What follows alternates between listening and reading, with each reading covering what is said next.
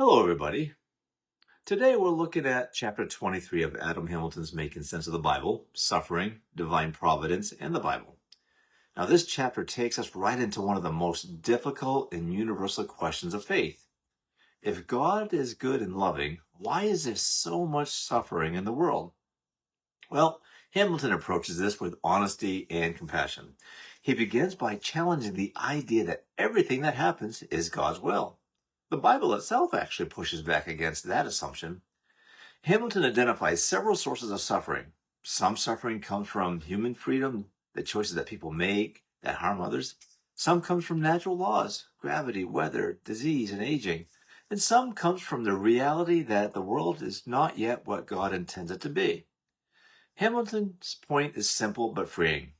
God does not cause all suffering. God does not will evil or tragedy.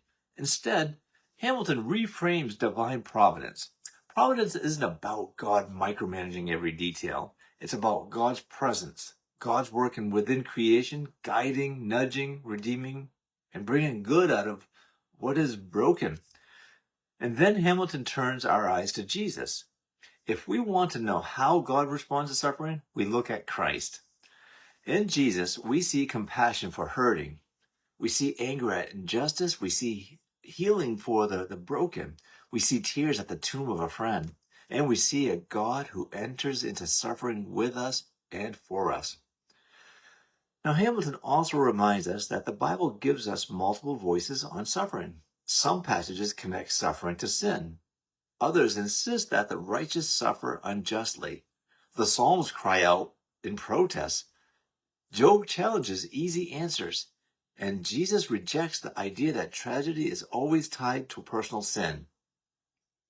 This diversity invites us into honest wrestling rather than simple explanations.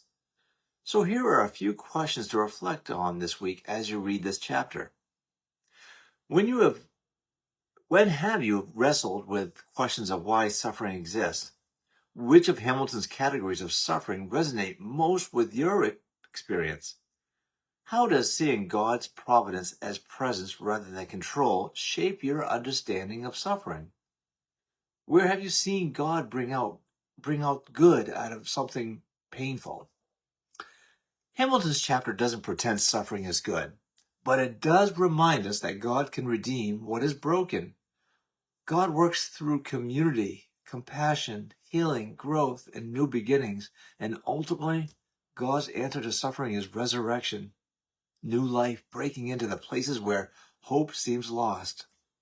Well, I hope you enjoy this week's chapter, friends. Grace and peace.